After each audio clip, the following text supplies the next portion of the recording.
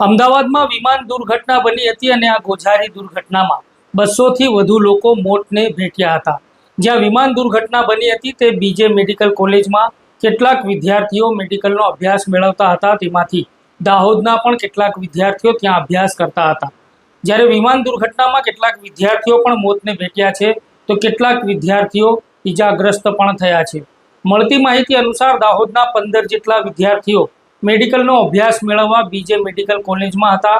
12 જૂન બપોરના 1:38થી 40 દરમિયાન અમદાવાદના સરદાર વલ્લભભાઈ ઇન્ટરનેશનલ એરપોર્ટ પરથી લંડન જવા માટે વિમાન ઉડાન ભરે છે અને તેના એન્જિનમાં કોઈ ખામી સર્જાતા એરપોર્ટની નજીકમાં આવેલા અમદાવાદના મેઘાણીનગર આઈજીપી કમ્પાઉન્ડમાં AI-171 Air India Boeing plane crash થયું હતું। આ પ્લેન 1:38 ટેક ઓફ થયું હતું અને 1:40 ક્રેશ થઈને બિલ્ડિંગમાં અથડાયું હતું। અમદાવાદના મધ્યમાં આવેલી બીજે મેડિકલ કોલેજ જાણીતી તબીબી શિક્ષણ સંસ્થા છે। તેની હોસ્ટેલમાં સેંકડો MBBS અને અનુસ્નાતક વિદ્યાર્થીઓ રહે છે। કેટલાક વિદ્યાર્થીઓના મોત પણ થયા છે। ત્યારે દાહોદ જિલ્લાના પણ 15 જેટલા વિદ્યાર્થીઓ બીજે મેડિકલ કોલેજમાં અભ્યાસ મેળવે છે। આ વિમાન મેડિકલ કોલેજની હોસ્ટેલના મેસમાં ક્રેશ થયું હોવાને લઈને કેટલાક સ્ટુડન્ટો જમી પરવારીને રૂમ ઉપર પહોંચ્યા હતા, જેથી તેમનો બચાવ થવા પામ્યો હતો।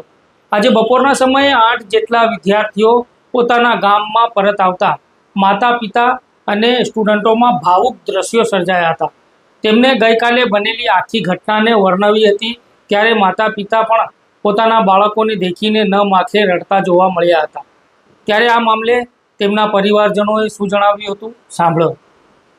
આ બસ ગઈકાલે જે આકસ્મિક વિમાન દુર્ઘટના થઈ એમાં અમારા પણ દીકરા બીજે મેડિકલ કોલેજમાં બીજા વર્ષમાં અભ્યાસ કરતા હતા। આયુષ કેતનકુમાર ગોહિલ અને સત્યમ મનીષભાઈ મેડા, અમે બંને બંધુઓ અહીંયા આજે ઉપસ્થિત છે। એ અમારા બંને દીકરાઓ અને સાથે અહીંના દાહોદના અન્ય પણ બીજા 4-5 જે વિદ્યાર્થીઓ ત્યાં અભ્યાસ કરતા હતા એ બધા જ સાથે મળીને ત્યાં બનેલી આ જે કુદરતી અને આકસ્મિક જે દુર્ઘટનાના કારણે બહુ મોટા પ્રમાણમાં વિનાશકારી જાનહાનિ અને એમની બીજે મેડિકલ કોલેજની જે મેચ છે એ પૂર્ણતઃ આમ ધ્વસ્ત મુદ્રાની અંદર થતા બાળકો આ ઘટનાને જોઈને હેબતાઈ ગયેલા અને અમારા જે બાળકો છે સુરક્ષિત હેમખેમ ભગવાનની એક કૃપા અને કરુણા ગણી શકાય કે એમને કોઈ પણ પ્રકારનો ઈજા ન થતા તંદુરસ્ત અને સારી સ્થિતિમાં અહીંયા હેમખેમ આજે દાહોદના સ્ટેશન ઉપર પહોંચેલ છે।